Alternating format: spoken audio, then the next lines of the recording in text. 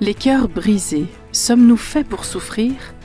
Malgré les épreuves et les pertes, comment vivre et même retrouver la joie de vivre ? Rendez-vous samedi à 2h, 11h et 21h avec nos 3 animatrices, animateurs et leurs invités pour une belle heure de partage, musique et réflexion. Auditrice, auditeur, bonjour, je suis Marina, je suis heureuse de t'accueillir dans notre culte Espoir. Nous t'offrons un moment dynamique à la rencontre de Jésus. Le culte Espoir te propose différentes chroniques autour d'une thématique que tu vas découvrir avec l'invité du jour que j'accueille. Bonjour Rickson. Bonjour Marina. Rickson Nobry, tu es venu la semaine passée, on a eu le plaisir de t'avoir avec nous. Tu nous avais amené une thématique pleine d'espoir, mais peut-être que certains auditeurs ne te connaissent pas encore. Est-ce que tu serais d'accord en quelques mots de te présenter ? Bon, la semaine dernière, je parlais un petit peu de ma famille. Aujourd'hui, je parlerai un peu de mon travail. Je travaille désormais en Espagne, à la maison d'édition Sa Feliz. Et nous travaillons avec la production de la Bible et de plusieurs livres chrétiens. Et c'est vraiment plaisant de rentrer dans ce monde. C'est nouveau pour moi. Et travailler avec la parole de Dieu et la rendre disponible, accessible et avec des thématiques qui sont rajoutées dans la Bible pour faire la Bible de la femme, Bible de l'enfant, Bible de pasteur, Bible de l'ancien, Bible de... Vous voyez, ça c'est très passionnant. Ok, super. Tu parles de thématiques, tu nous en as amené une aujourd'hui. Voilà, j'ai eu mon cœur brisé quelquefois dans ma vie, mais dernièrement, c'était quelque chose qui m'a... ça m'a fait mal. Et je me suis dit, maintenant que j'ai vécu cette expérience, je comprends des choses que je ne comprenais pas avant. Et je voudrais parler aux gens qui ont eu le cœur brisé ou qui ont actuellement le cœur brisé. Merci, je sais que ce thème va être percutant, il va rejoindre nos entrailles.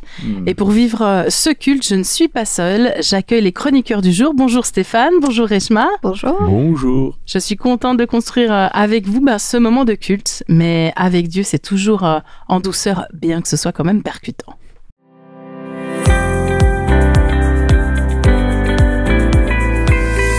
Place à la chronique Dieu dans ma semaine. À toi l'antenne, Stéphane. Merci beaucoup. Donc cette semaine, le thème m'a beaucoup parlé. Et je pense, et en plus depuis déjà quelques temps. Et la question est, qui n'a jamais eu de perte ? Qui n'a jamais perdu quelqu'un ? Peut-être un proche, un ami. Et le sujet m'a fait remonter beaucoup de moments de perte que j'ai eu. Quelques-uns, j'ai pas énormément, mais j'ai eu quelques-uns.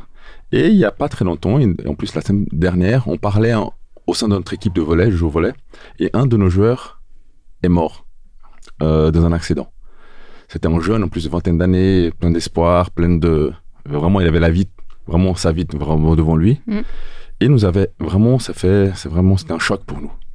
Il était là un jour, il a dû partir faire ses études, et donc plus de nouvelles, et là, on a découvert sa mort. Donc c'était vraiment un choc pour nous. Wow. Et j'ai vu vraiment vraiment la différence entre chacun d'entre nous, comment on gère les pertes. Et on voit ici en Suisse, quand quelqu'un décède, normalement l'enterrement c'est une semaine après. 1, 2 semaines, 3 semaines après, parce que le temps que les gens viennent. Au Brésil, Rickson connaît, on meurt le matin, on enterre vraiment l'après-midi, ou le jour suivant. Ouais. On n'a pas le temps de faire le deuil et tout ça. Les États-Unis, c'est connu. C'est quand, après l'enterrement, il n'y a pas une fête, mais vraiment un dîner, quelque chose. Les gens viennent manger, parfois ils rigolent, ils partagent. On célèbre, on rappelle la mémoire. Ouais, c'est ça. Et plus il y a de gens, plus, parce qu'il était aimé. Donc pour nous, c'est bizarre. Et tout dépend aussi de la personne qu'on perd. Vraiment, si on perd quelqu'un de très proche, on a du mal à faire le deuil, on passe du temps. Et parfois, on ne comprend pas pourquoi. Et on trouve ça injuste. Et on sait très bien que c'est injuste, quelqu'un qui meurt. Parfois, normalement, les gens âgés, on dit c'est bon, il a bien vécu. Mais en jeune, un enfant, on dit c'est vraiment injuste. Moi, personnellement, ce qui m'aide à surmonter mes pertes, c'est l'espoir. L'espoir que j'ai en Dieu. L'espoir que Dieu me donne, que je sais qu'il est là pour moi et qui m'aide à remonter la pente. Et l'espoir surtout que demain, ou je sais pas, tout ira bien. Bien sûr avec des pertes, avec des douleurs, avec des cicatrices, mais à la fin, on vivra avec lui sans perte, vraiment sans pleurs. Et je remercie Dieu avec toute l'aide qu'il me donne tous les jours à surmonter ces moments en attendant son retour, que j'espère très proche, et qu'on puisse vivre avec lui sans douleur. Amen. Amen.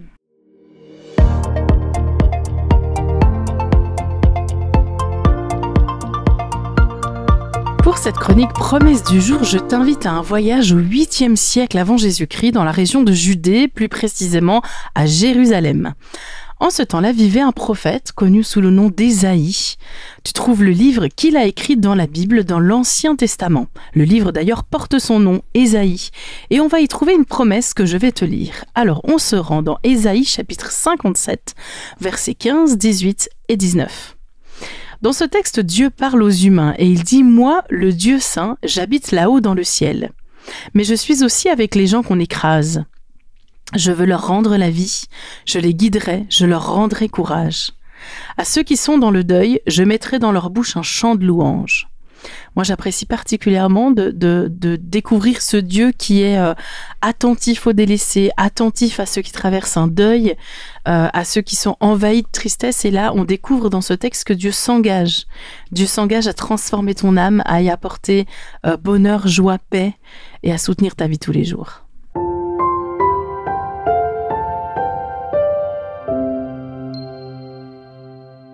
Je voudrais ce matin vous partager mon témoignage. J'ai hésité avant de le partager, de décider si je dois le partager ou pas, car la souffrance, les tragédies et les deuils sont parfois des sujets difficiles à aborder. Mais Dieu est mon soutien et ma paix, et c'est cela que je désire transmettre à nos auditeurs et à nos auditrices. S'il y a une chose sur laquelle je suis tout à fait d'accord, c'est qu'il faut valoriser le présent en étant prêt à vivre des tragédies dans nos vies. Je vis loin de ma famille et de mes proches, qui sont à presque 2 heures d'avion de la Suisse, donc tout au loin, à l'île Maurice. Et comme vous pouvez l'imaginer, je n'ai pas souvent l'occasion de les voir et d'être avec eux dans les moments de joie. C'est encore pire quand il y a des moments de peine, car j'ai l'impression d'être impuissante et de ne pas pouvoir faire grand-chose en étant aussi loin. Récemment, un proche qui souffrait d'un cancer depuis quelques mois s'en est allé. Je savais que je n'aurais peut-être plus la possibilité de le revoir après la dernière fois qu'on s'est vu à Maurice. Et ma seule consolation, c'était de prier pour lui, pour la famille, et de savoir que la présence de Dieu transcende les distances physiques. La nouvelle de son décès m'a bien sûr brisé le cœur. Mais le plus dur, c'était de ne pas pouvoir faire le deuil avec la famille, être ensemble et vivre ce moment difficile avec eux. Et durant ces moments, je me suis souvenue de l'histoire du peuple d'Israël, dans le désert, en marche pour la terre promise. Il est dit dans la Bible que la présence de Dieu les accompagne de manière très visible et tangible à travers une colonne de nuée qui les protégeait du soleil brûlant durant la journée et une colonne de feu qui leur apportait lumière et chaleur durant la nuit. Même si je ne pouvais traverser ce deuil avec la famille, même si je ne savais quoi faire, j'avais l'assurance que Dieu ne nous laisserait pas traverser cette tragédie seule. Sa présence, qui n'est pas forcément visible à l'œil nu, comme la nuée ou la colonne de feu, mais il ne nous laisse jamais seuls. Je pouvais quand même être reconnaissante pour tous les bons moments que nous avions vécus et les partages que nous avions eus sur la foi, la prière, la paix que Dieu nous donne face aux blessures de la vie. J'ai l'assurance que malgré les tragédies et les deuils que nous pouvons traverser, la présence de Dieu nous accompagne à chaque moment. Nous ne serons sûrement pas épargnés des souffrances, mais nous avons un Père compatissant qui donne le courage, qui donne la paix, l'espérance et nous relève quand nous n'avons plus de force. Et je tiens à partager avec vous ce verset dans le psaume 34 qui m'est d'une grande consolation.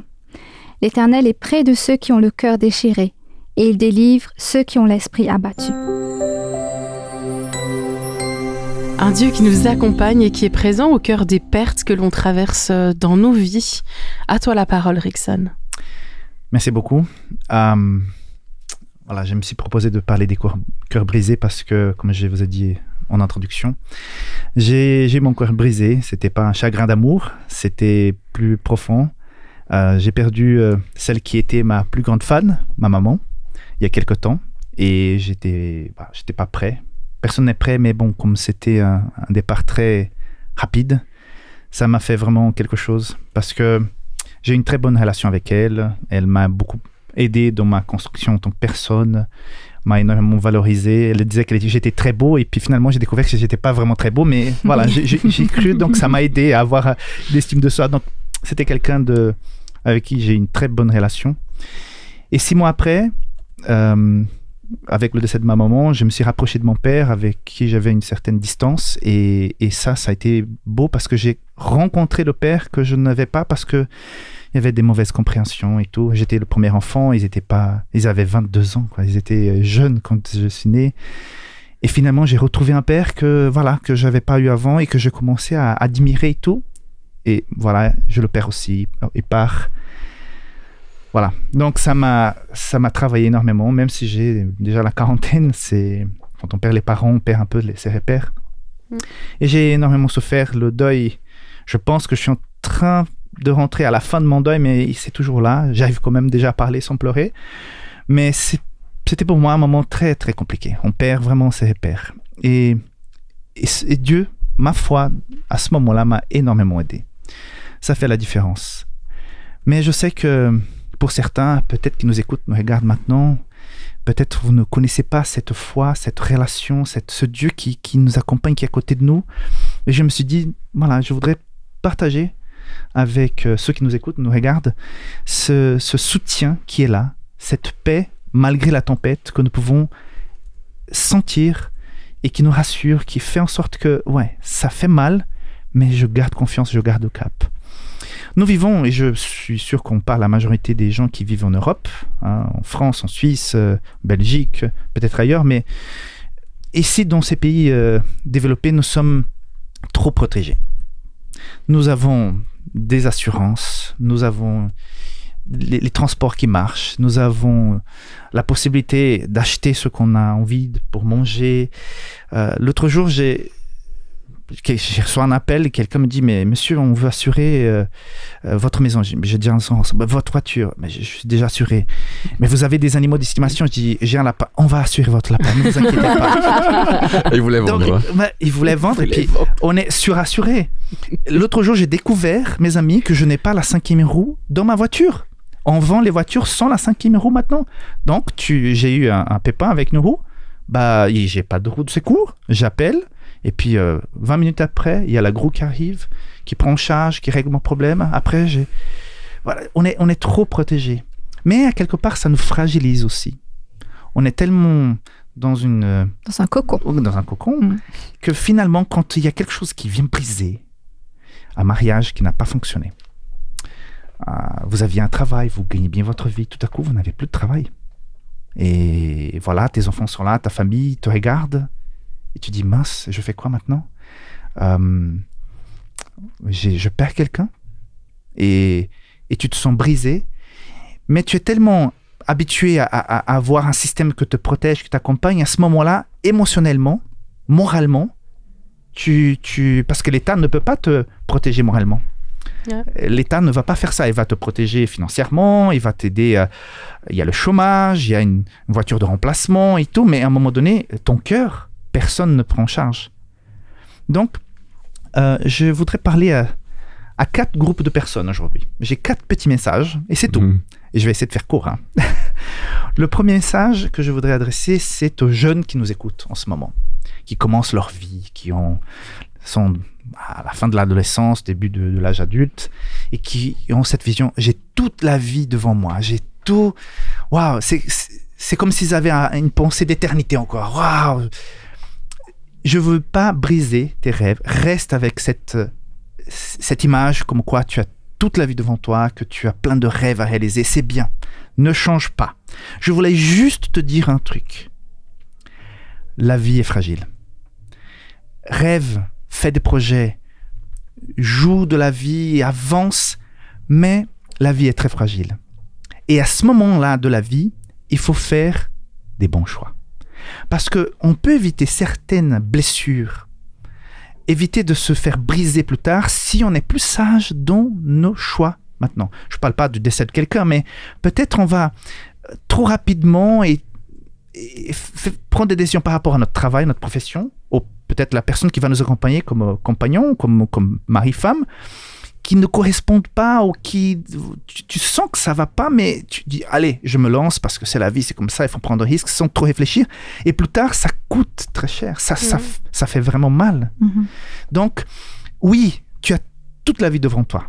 Il y a même un verset, Jacques 4, 14, qui dit, vous êtes une vapeur qui paraît pour un peu de temps et qui ensuite disparaît. Donc, la Bible dit, voilà, la vie, elle est merveilleuse, c'est un cadeau de Dieu, mais elle est fragile et ça peut passer très vite. Donc, réfléchis un petit peu, vis la vie, mais pose les choses et fais des bons choix. Deuxième groupe, pour ceux qui sont déjà plus grands, un peu plus matures, mais qui n'ont jamais vécu un drame personnel, qui n'ont jamais eu le cœur brisé par un décès, par un problème financier, par une maladie. Je t'invite à être très reconnaissant. Je ne te souhaite pas de souffrir, de passer par des choses comme ça, mais sois reconnaissant. La vie est un cadeau de Dieu. Si tu as un bon travail, mais remercie, sois reconnaissant. Il y a des gens qui ont tout et sont quand même aigres. Pour une toute petite chose, le train qui est en retard, c'est déjà toute la journée qui est bouleversée. Mais ouf, relax. Nous vivons dans des pays corrects. Nous avons une vie plus ou moins correcte. Remercie, la vie c'est un don et là tu vis quelque chose de bien, de confortable. Il n'y a pas de gros soucis. Tout le monde a des problèmes, mais tu n'as pas encore eu le cœur brisé, mais profite. Et je dirais autre chose. Profite pour dire je t'aime aux gens qui sont autour de toi. Moi, quelque chose qui me réconforte beaucoup dans la perte de mes parents, c'est que aujourd'hui, grâce au téléphone portable, on peut faire des appels vidéo. Et je me souviens que la dernière fois que j'ai parlé à ma mère, tout allait bien, elle était bien. On a parlé pendant 2h30. Et c'est la première fois qu'elle m'a dit, mais Erickson, je dois y aller. Je dois faire des trucs. Et je dis, mais maman, note bien, c'est la première fois que tu me demandes de raccrocher. C'est la première fois, parce que souvent c'est moi qui avais des choses à faire. Hein, tu travailles enfant. C'est toi qui m'as demandé de raccrocher. Hein? Oui, pas de souci, on va en parler encore la prochaine fois. C'était la dernière fois. Et je me souviens aussi, je suis très reconnaissant à Dieu parce que quand je suis allé pour le décès de ma maman, je pus retrouver mon père. Et comme nous avons compris qu'il y avait des mauvaises interprétations, mauvaises communications entre nous, que j'ai, avec l'aide de mes frères et sœurs, qui ont passé plus de temps avec lui parce que j'ai quitté la maison très tôt, que mon père est devenu quelqu'un de très très bon. Et j'ai pas connu cet homme très très bon que j'avais maintenant. Et j'ai pu lui faire un câlin très fort. Et ça, c'est un cadeau de Dieu. Donc après, il est parti et puis j'ai une image d'un père qui était bon, même s'il a commis des erreurs avant. Désolé. Hein. Et pour ces personnes, je voulais dire, remercier constamment Dieu, le Père, pour tout, au nom de notre Seigneur Jésus. Remercier, Éphésiens 5:20. Nous avons aujourd'hui des choses qui sont merveilleuses. Notre famille, notre travail, notre santé. Il faut être reconnaissant parce que la vie est fragile. Aujourd'hui, nous avons ça, mais demain, ça peut changer parce que la vie est fragile. Alors, pour ceux qui ont déjà eu des accidents de la vie, le cœur brisé, pour des amours, pour des problèmes financiers, je voudrais juste te dire que à ce moment-là, souvent, on se tourne vers Dieu en disant « C'est toi Dieu, pourquoi tu as fait ça? Tu es un Dieu qui était censé d'être bon et tu n'es pas bon, pourquoi tu n'es pas bon avec moi ?» Et là, on se révolte. Ce Dieu peut-être qu'on n'a jamais cherché, qu'on n'a jamais donné l'occasion de se rapprocher de notre cœur, de notre vie. Tout à coup, on va se révolter contre lui parce que ça m'arrive, parce que j'ai plus ça, parce que je souffre. Et souvent, ce sont des conséquences de nos choix, que je dis dans le premier message. Hein. On fait des mauvais choix au départ et on paye très cher plus tard. Et après, on va dire que c'est la faute de Dieu dans certaines circonstances. Et là, on rate la cible. On va se révolter et au lieu de trouver paix, réconfort, on empire les choses parce qu'on souffre, parce qu'on a eu le cœur brisé et en même temps, on est révolté parce qu'on pense que c'est la faute à Dieu. Ou peut-être la faute à d'autres personnes, oui, mais on se révolte contre Dieu. Donc, je voudrais juste te dire de ne pas rater la cible. Si tu es révolté, c'est normal. Quand on passe par des moments durs, on a le cœur brisé, la haine, la révolte, la rage, ce sont des sentiments qui sont humains. Je ne veux pas te culpabiliser de les avoir, mais je voudrais que tu puisses diriger ta révolte contre le véritable responsable de nos souffrances. Il y a une parabole dans la Bible qui est très intéressante, qui est dans Matthieu chapitre 13, versets 24 à 30. C'est la parabole de l'ivraie.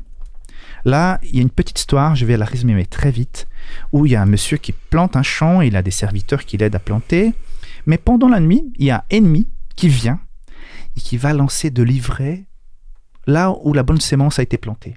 Et qu'est-ce qui va se passer? Donc, le blé commence à pousser, on va dire, mais il y a l'ivraie qui est avec. Et finalement, il découvre après quelques jours, mais attends, on a planté du blé et tout à coup, il y a l'ivraie qui pousse avec, cette mauvaise herbe. Donc, on va les arracher et tout. Non, le maître, il faut laisser pousser. Donc, il y a l'image de la justice de Dieu qui va un jour arriver. Donc, mais surtout, il va dire ça. Seigneur, n'est-ce pas la bonne sémence que tu as sémée dans les champs? D'où vient donc le fait qu'il y ait de l'ivraie? Et le maître répond, c'est un ennemi qui a fait cela. Donc, il y a un rêve brisé, une récolte riche que devait avoir lieu et finalement, non, ça ne sera pas ça. Donc, ce maître, il a le cœur brisé. Mais il dit, la faute de ça, c'est à l'ennemi. Ce n'est pas notre faute. Ce n'est pas la faute à Dieu, c'est un ennemi. Donc, nous avons un ennemi. Nous sommes dans une bataille spirituelle. Ce monde n'est pas seulement un monde matériel, c'est aussi un monde spirituel. Nous savons, quand on lit la Bible, et je vous invite, ceux qui nous regardent, nous écoutent, à lire la Bible, connaître l'histoire du grand conflit que nous vivons actuellement. Il y a le bien, il y a le mal, il y a une promesse de salut qui nous est adressée. Et c'est ça. C'est ce salut, cette nouvelle vie, c'est la vraie vie, où il n'y aura pas de cœur brisé, il n'y aura pas de mort, il n'y aura pas de pleurs. Ça, c'est la vraie vie. Pour l'instant, nous sommes là pour faire un choix. C'est vrai que nous avons des moments de bonheur, mais la vie ici-bas, elle est compliquée. Mais c'est un ennemi qui a fait cela. Ok? Psaume 147.3 nous dit « Il guérit ceux qui ont le cœur brisé et pensent leurs blessures ». Donc, c'est le message de Dieu à ceux qui vivent en ce moment, qui ont vécu des tragédies dans la vie. Et pour ceux qui vivent en ce moment, et là, je pense par exemple à ma belle-sœur qui a découvert il y a 3 semaines, avant Noël, elle a la quarantaine aussi, elle a un cancer du sein. 2 enfants, et on a reçu cette nouvelle, tu te dis, mais non, c'est pas possible. Elle est trop jeune et puis ils se nourrissent bien, et ils font attention à leur santé et tout. Comment peut-elle être atteinte d'un cancer? Encore une fois, c'est un ennemi qui a fait cela. Par contre, dès le moment où j'ai entendu ça, je me suis dit, écoute, ça c'est pour la gloire de Dieu. C'est-à-dire que je fais confiance que le Seigneur sera avec elle. Elle aussi, elle est avec le Seigneur. Elle lui fait confiance. C'est vrai que il y a un diagnostic qui est assez positif parce que ça a été détecté très tôt, mais c'est très délicat avec les cancers. Donc, on est tous dans cette démarche de confiance, de paix. On sait que le Seigneur va marcher avec elle, va marcher avec la famille. Il y a aussi une promesse biblique qui nous dit « Ne crains rien, car je suis avec toi. Ne promène pas des regards inquiets, car je suis ton Dieu, je te fortifie, je viens à ton secours, je te soutiens de ma droite triomphante. » Donc, si je parle aujourd'hui à quelqu'un qui a été victime d'agression, d'abus, actuellement dans l'enfance, si tu as été... Là, j'ai parlé avec une amie qui est divorcée il n'y a pas très longtemps, qui elle avait la rage. Et après une année et demie, elle a dit « Je suis en paix. Je peux même rencontrer mon ex-mari, ça me fait rien. » Pourquoi? Elle a fait une démarche avec Dieu. Elle a aussi fait une démarche avec des personnes, des thérapeutes qui peuvent l'écouter, des gens qui ont des valeurs aussi chrétiens souvent, qui arrivent à nous donner des clés. Moi, une fois, j'ai dû voir quelqu'un pour mon père et j'ai fait 2-3 rencontres. La personne m'a donné une clé qui m'a aidé énormément. Donc, elle s'est fait tout d'abord aider par sa foi, aider par des personnes. Et voilà, je voudrais te dire que je vis un deuil, peut-être tu vis un deuil, tu vis un drame, tu as été brisé. Toutes ces choses font partie de la vie. Nous avons une vie qui est fragile. Par contre, il y a du réconfort. Moi, je ressens ce réconfort qui vient de la part de Dieu. Je voudrais te dire qu'il est là aussi pour toi. Ce réconfort qui ne va pas revenir dans le passé et changer ce qui s'est passé. Si tu as été abusé, on ne pourra pas revenir dans le passé et changer ça. Par contre, ce que tu vas faire maintenant, faire une espèce de résilience où, malgré la douleur, tu vas pouvoir retrouver la joie, retrouver la paix, la sérénité. Et c'est ça que la foi nous offre. Et c'est ça que ce Dieu merveilleux que nous avons nous offre. Et c'est ça que je vis actuellement et je voudrais te proposer. Fais confiance au Seigneur, sois en paix c'est vrai, c'est dur, mais ça va aller. Parce que avec cette foi qui inonde, qui touche le cœur, il y a le regard qui change et la vie qui continue.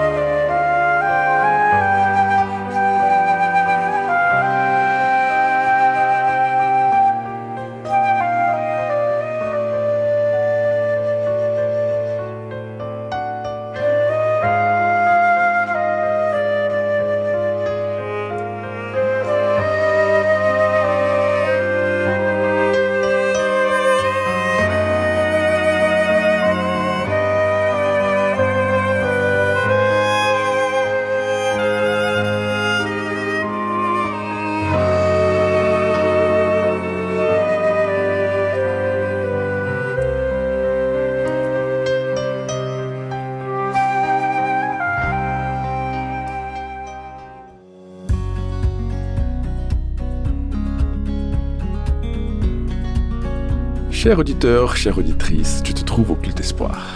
On vient d'entendre Rickson partager sur un sujet que je pense, ça parle à nous tous. Je pense, hein. Maintenant, c'est le moment que nous allons en parler. Je me retourne vers mes collègues. Alors, est-ce que ce sujet vous parle ou pas? Oui, bah bien sûr, les pertes.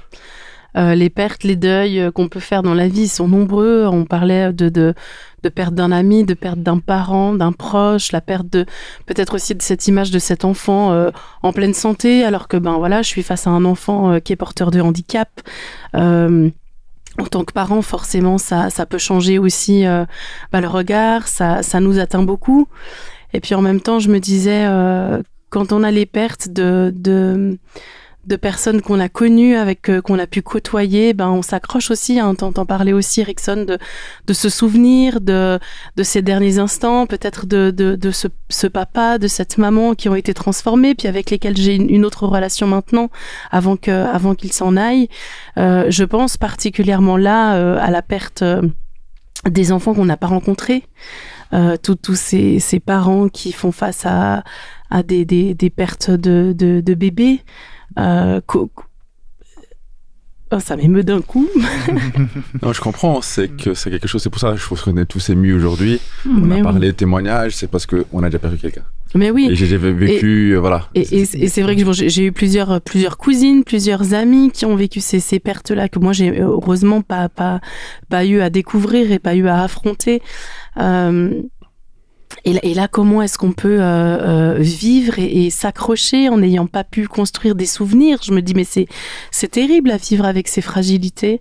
Et en même temps, on l'a toutes et tous expérimenté dans notre quotidien avec les pertes qu'on a pu vivre.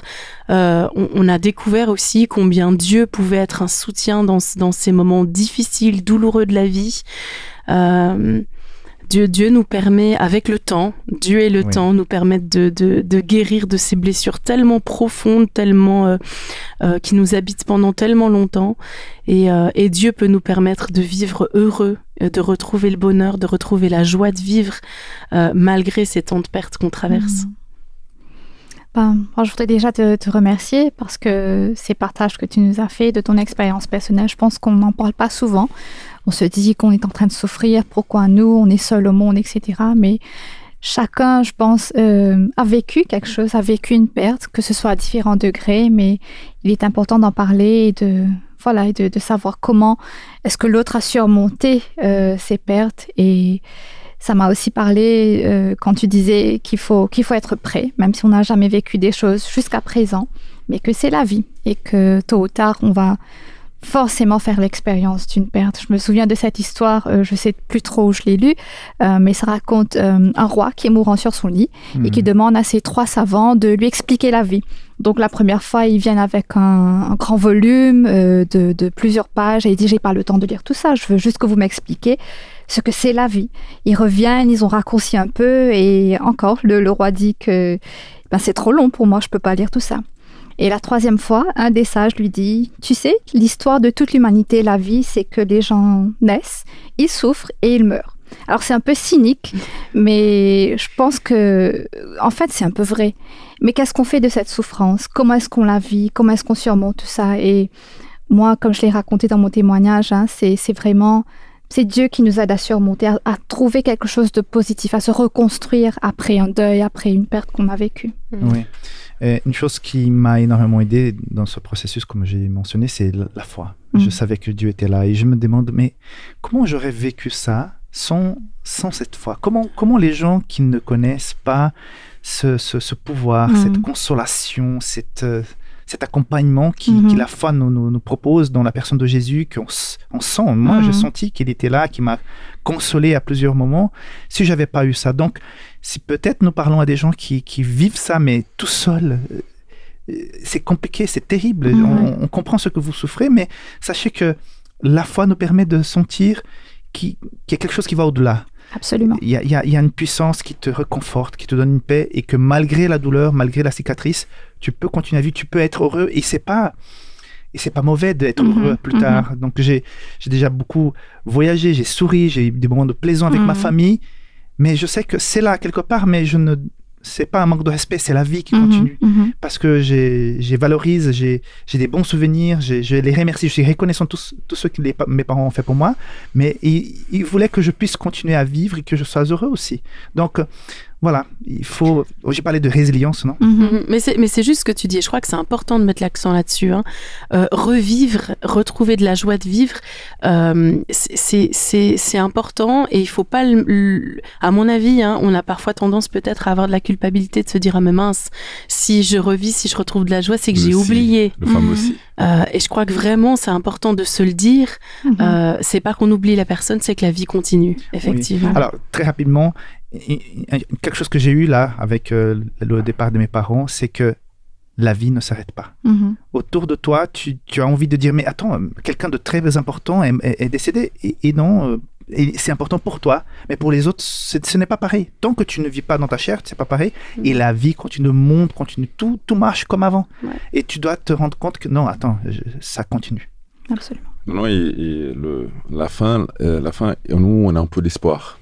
Cette foi nous apporte l'espoir. L'espoir que la vie ne finit pas ici. C'est juste ici. Que après, quand Jésus va revenir... On va faire des retrouvailles. C'est ça. C'est la foi que j'ai aujourd'hui. C'est ça. C'est ça qui me donne peut-être un petit peu plus, qu'on arrive à remonter ça en disant, OK, on a eu des pertes. On a eu vraiment une fausse couche aussi. On a vécu ça. Mais voilà, on sait que la vie continue. On avait 2 enfants, on devait continuer la vie. Et on sait que demain, ou après-demain, ou dans l'éternité, on va voir, on va comprendre les choses. Et je pense qu'on peut encore parler des heures ici. Chacun peut témoigner quelque chose, mais nous devons continuer notre culte espoir pour donner aussi espoir aux auditeurs. Donc, et toi, auditeur, est-ce que ce culte, ça te parle? N'hésite pas à en parler avec vos amis, la famille sur ce sujet-là. Je pense que vous aurez parlé beaucoup. Ou écrire dans les commentaires pour qu'on puisse réagir. Et s'il faut vraiment écouter, allez sur notre site, allez sur notre page YouTube pour pouvoir écouter ce moment de partage et parler entre vous.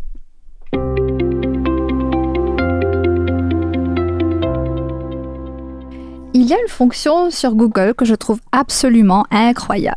Ah, vas-y, raconte.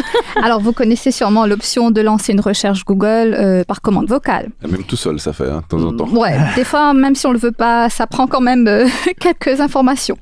Saviez-vous que vous pouviez aussi rechercher une chanson sans même en connaître les paroles et rien qu'en fredonnant l'air de la musique pendant quelques secondes? Ah. Avec Shazam. Tu savais? Non, pas du tout. Ouais, moi non plus. Avec Shazam ou avec Google? Avec Google. Moi, j'ai essayé avec Google. Ouais. Trop bien. Alors, juste avant de recevoir la triste nouvelle du décès de ce proche dont j'ai parlé dans mon témoignage, j'avais l'air d'une chanson qui m'était vaguement familière dans la tête. Je n'y avais pas porté attention, mais je ne pouvais pas retirer cet air de mon esprit. J'ai finalement fredonné ces quelques notes à Google et j'ai pu retrouver la chanson. Wow. C'est que tu chantes bien. Hein? Ben, même pas en fait. Mais je peux vous dire qu'elle a été comme un baume à mon cœur durant cette journée lourde de chagrin. Je pense que c'est Dieu qui a quand même mis ce chant dans mon cœur avant même que je savais que j'en avais besoin. Je l'ai écouté plusieurs fois comme une promesse qui vient de Dieu. Et je vous invite aussi à vivre les paroles de ce chant.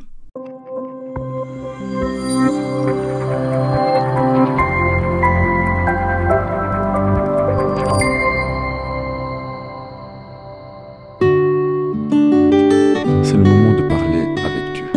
Rickson, pourrais-tu prier pour nous? Oui. Seigneur notre Dieu, aujourd'hui, nous avons adressé un message à tous ceux qui ont le cœur brisé par un deuil que nous avons mentionné, mais aussi par une perte de travail, santé, accident, abus. La vie est trop injuste ici-bas, Seigneur. Il y a beaucoup d'injustices, des choses qui ne devraient pas arriver et qui arrivent. Nous savons les raisons, nous savons le responsable de cette situation et on sait surtout que ça va finir un jour.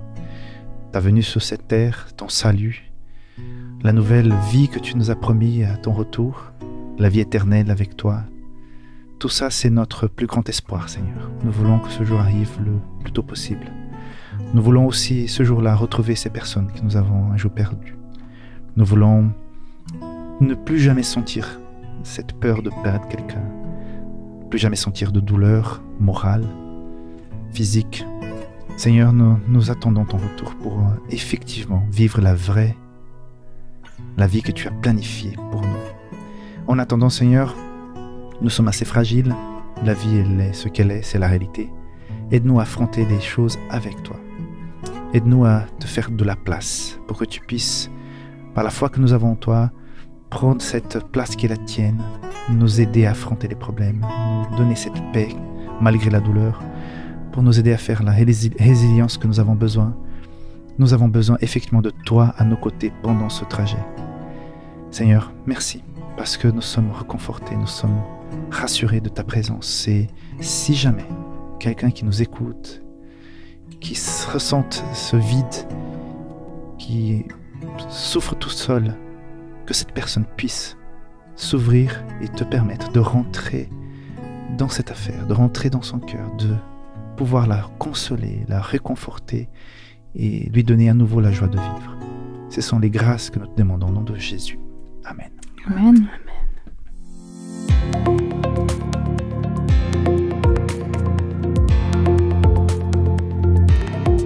Je t'invite à une action de la joie. Alors quand la joie arrive, elle nous submerge, on se laisse porter, c'est tellement agréable, on rit, tout semble facile, on touche presque au bonheur. Et puis il y a ces jours où c'est franchement la misère, hein. Notre vie traverse une tempête émotionnelle négative, comme une spirale dont on n'arrive pas à se défaire. Alors là, la joie, faut vraiment la chercher et c'est pas forcément simple. Mais pourtant, ce que je voulais te dire, cher auditeur, chère auditrice, c'est que Dieu s'engage à te redonner accès à cette joie que tu as momentanément perdue dans ce temps de perte, de deuil. Le chemin continue, on l'a dit tout à l'heure, et Dieu t'invite avec beaucoup de douceur et avec le temps à retrouver cette joie. Merci Rickson de nous avoir partagé cette thématique difficile, mais avec justesse, avec cœur. Merci aussi aux chroniqueurs pour ces partages tout en douceur et en bienveillance. Ça redonne du baume au cœur dans les situations complexes de la vie et mine de rien, ça sème des graines d'espoir justement. La vie continue, Dieu et le temps calmeront les blessures du cœur, je te le promets. Auditrice, auditeur, je te bénis dans ton quotidien. Je prie que Dieu continue à marcher tout près de ta vie et que sur ces zones de douleur encore, il vienne apporter l'espérance, la paix et aussi la guérison. Je te souhaite une semaine tout en douceur. Bye.